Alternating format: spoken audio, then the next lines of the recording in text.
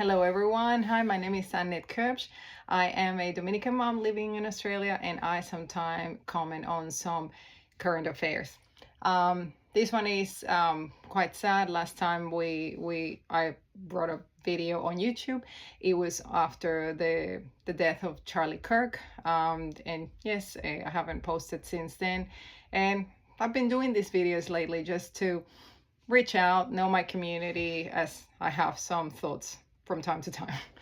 Anyway, lately, yes, what I have seen the reaction after Charlie Kirk's death. It has been, if out of this tragedy, any comfort, it has been great to see the response that it has had, no violence, but also bringing people to reconsider Jesus, to reconsider Christ, the church, the Bible, and to really, yeah, to talk and to see this side of the conservative movement, of the majority of the conservative movement, that it's affable and friendly and seeks conversation, and how Christianity makes sense. And yeah, just an exemplary life, that one of Charlie Kirk. And yeah, very, very inspiring. I wanted to come today and make a video after I have been listening to some really, yeah, it makes me feel really yuck comments on Erika Kirk, about Erika Kirk, and how people are perceiving her and criticizing the comments that she has made and the speeches that she's made after the death of her husband. And I just seen a lot of judgment and shading, a lot of doubt over her character because of the way that she has come across.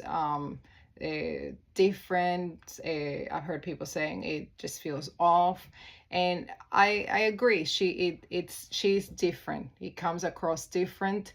But I think I wanted to say this.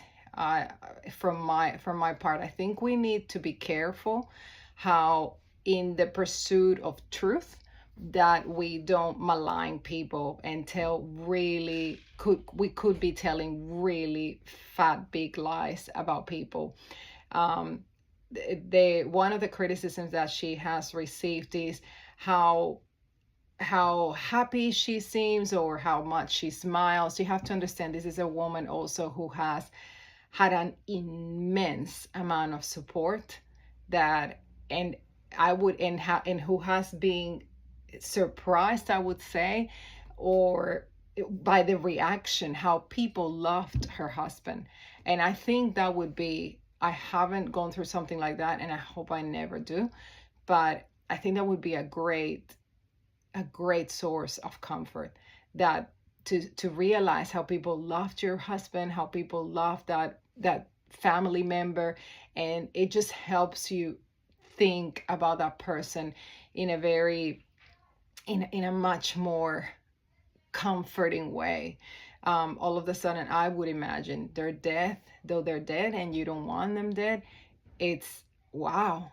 It's all these good things, all these people have been so impacted in such a positive way by the passing of that loved one. So I would say that. The other thing is that I would say is, I want to comment on, is that she has been criticized for being so quick and so prompt into taking over about on Turning Point, becoming the CEO of Turning Point, and also that her speeches resembled more that of a cause than of a personal grief. And I think there was definitely her take on her personal grief in those speeches, but also you have to understand that, of course, she's going to talk about Turning Point and the cause, and moving it further, because Erika Kirk was already very involved and very invested in this cause, in the Christian cause, in the conservative movement, in all that it represents. She applied for this job. She applied for a job at Turning Point to be already involved in that, and And from there, the story that they have told, obviously, is that their romance flourished, and that's being confirmed also by mentioned by Candace Owens. And but you can see that there is already this cause already resonates with her. So, and she was already in the podcast with him. She already had a podcast herself. She already had a business, a clothing business herself. So on Instagram. So of course she is going to propel this. Also, she saw her husband being killed doing what he loved and being killed for what he loved. And so part of that grieving process, I would imagine, is that I I am going to defend him. I am going to make it count. He was killed for this unfairly. So of course she's going to be vocal on that, and part of being vocal on that is becoming very involved in Turning Point. So I would say, all I wanted to say with all this is that we really need to be careful, because there's a lot of comments being thrown out there, and we could very well be maligning very gravely someone because it doesn't fit how we would respond, when the majority of us wives were probably not as involved in our husband's business as she was, because she was already the majority of us were not already public. She was a very public person. So I would say, be so cautious in how we comment on people. Hold your horses and consider all these factors. Consider that she might be drawing a lot of strength out of her faith in Christianity and Christians. I'm a Christian. We believe that when we die, if we put our trust in Jesus, and our loved ones have put our trust in Jesus, we will see them again. And this is real. This is like our hope.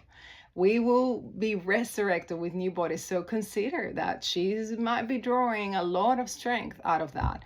And so, yes, I just wanted to bring these points out and maybe bring these things to the forefront of these comments that have been thrown out there. Consider that she's receiving an immense support, and that would just be so strengthening for any person that had lost someone. She was already involved in these causes, and she identifies herself as a Christian, so she might be very well being strengthened by the Lord Jesus. So and you need to consider those things. So be careful, because we might be maligning someone very gravely. Another thing also that I wanted to say is that people are going back into her past and saying all these connections that she had with Trump, that she was in the beauty pageant, that Trump was the head of, that was his business, so and so.